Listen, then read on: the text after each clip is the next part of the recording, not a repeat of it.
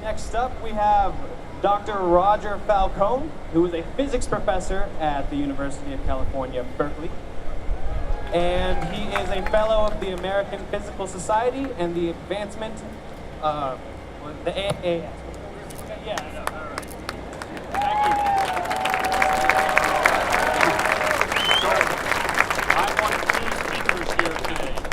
I'm one of two speakers here today representing the American Physical Society, which is an international scientific society representing over 50,000 scientists from all over the world. I'm really pleased to be here to join you in celebrating science. Now, the reason that I'm a scientist is because of great public high school teachers.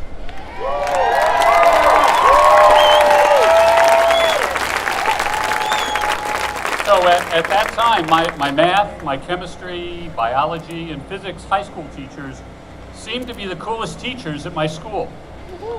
So today I want to first celebrate and thank all of the science teachers who are with us.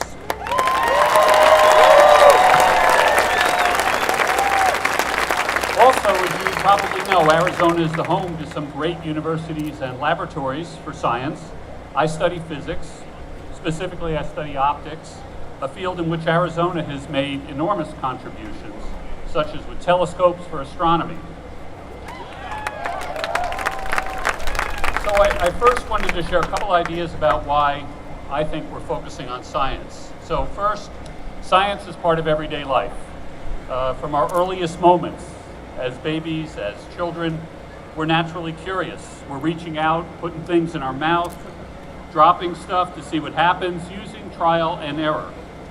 We observe, we experiment, we use evidence-based reasoning to deal with the world around us.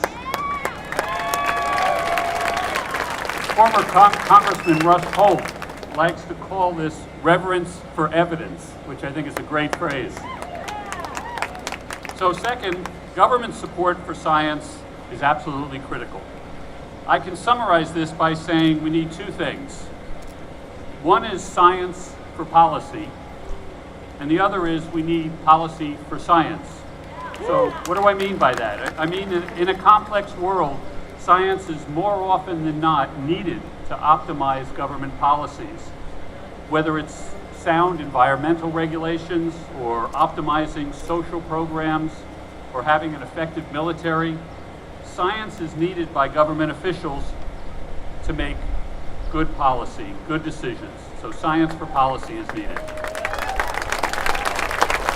There also needs to be good policy for science to make the best investments in research that drive innovation, ultimately create jobs and prosperity, or just stimulate the imagination.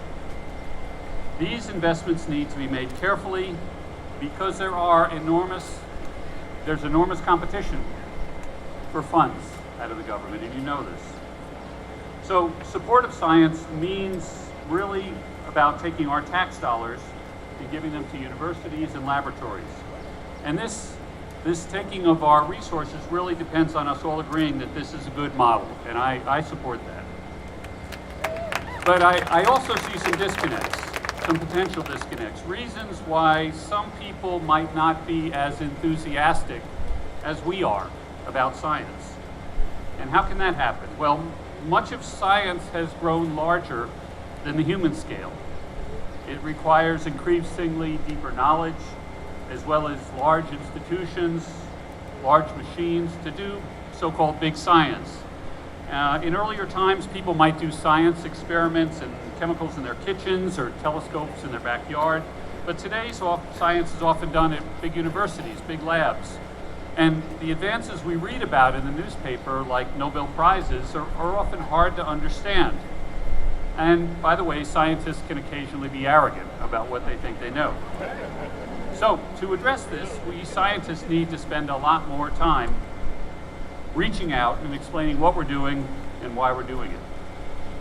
The second disconnect that I see is that people may see the objectivity or the formalism of science as kind of impersonal, at a time when many of us just want to focus on our personal and family and community relations and our interactions.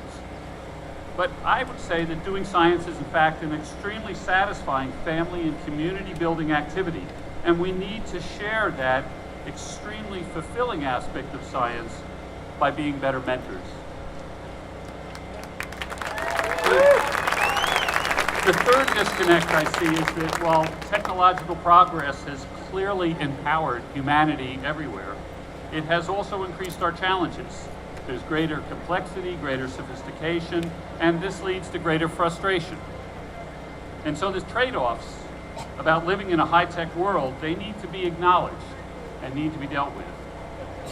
So my summary here with these disconnects is to say that these disconnects can leave people feeling stressed or suspicious, and maybe most unsettling, can leave a lot of people out of the picture, and they can abandon scientific thinking and their support of science. So a consequence of this is the emergence of maybe a philosophical wedge in between science and what can be seen as our more spiritual nature. So I'll end my remarks with saying that my belief is that science is inherently intertwined with our deepest and our spiritual values. Science continually affirms that humanity and the universe are awesome. And with hard work, coupled with occasional, call them revelations, another name for new ideas, that we can all move toward greater understanding of ourselves and our place in the universe. So thank you, have a great day.